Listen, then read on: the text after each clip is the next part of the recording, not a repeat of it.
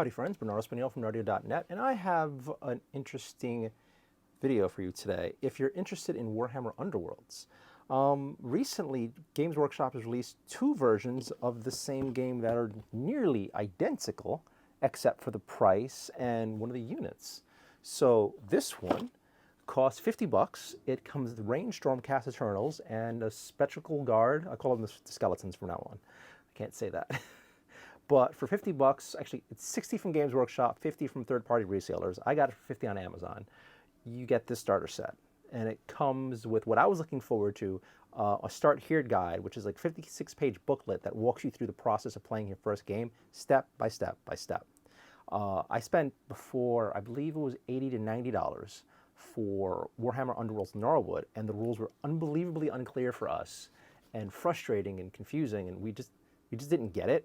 And we tried a few times, and it just really didn't do it for us. But I really, really wanted to get in Underworlds because I love the system. So when I saw the $50 updated starter set meant to be easier, I'm like, well, yeah, sure, I'll give that a try, because one, I really want to use my Underworlds minis, and two, I'd love the idea of another skirmish game to play with Jazz. So this one for 50 bucks seemed like a no-brainer. I was disappointed when I got it, though, because the box it came in felt crazy cheap.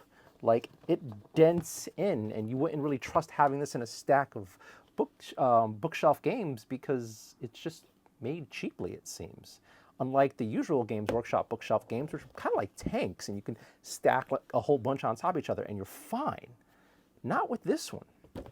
And a couple days ago, I came across a listing on Barnes & Noble for this Warhammer Underworld starter set for $35.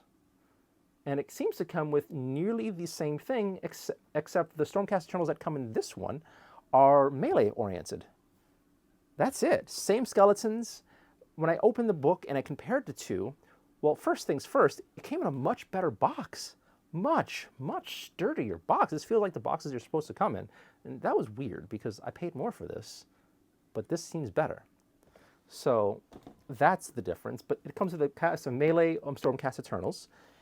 And it comes with this nearly identical 56-page starter booklet that walks you step by step through the process of playing the game. And we're excited for that. So we're going to play both of these and see which one's the better gameplay experience, per se. But I just want to let you guys know, if you're interested in getting into Warhammer Underworlds, there are two versions. They're nearly identical. And the fun part is, if you were so inclined, you can get both cheaper than buying one of the newer editions of Warhammer Underworlds from Games Workshop. I believe they have a Norwood-like expansion right now that's going for 90 bucks from Games Workshop. Yet for $85, you can get two different Stormcast warbands, two sets of skeletons for the same price as getting two warbands in that one. So, I don't know, this seems like a better bargain if you're looking for more gameplay for your money. But something else that I thought I noticed, but I wasn't too sure, but one of my subscribers sent a message saying this is true. It seems like, and this is weird, this is unbelievably weird, it seems like the card stock for the Underworld's cards is cheaper, feels cheaper, in the more expensive version. And I thought I noticed that before, but I was like, nah, no way. But yet, to my surprise, I tried it out, and yeah, I don't know how and why this is, but the cards that come with the Games Workshop Amazon version of Warhammer Underworlds feel thinner and cheaper and easier to bend. The ones from Barnes & Noble feel thicker and like they'll last you longer. And that is super weird. They look the same for the most part, besides, the individual character things, but I feel like this is kind of a slap in the face for the people who buy directly from Games Workshop and the friendly local game shops. I don't know. It's just like, well, why? Why cheap out with that? So far, everything else feels the same, and we look forward to playing a bunch of these games to see, if this is for us. I mean, worst case scenario, I have more minis to paint. I actually painted up most of them already, and I loved it. I was a little worried that the Amazon Melee, the Barnes & Noble Melee team would be a little boring because they have mostly cape. But then I got to experiment with a bit, like, how do I want to paint this? And I'm happy with they turned out.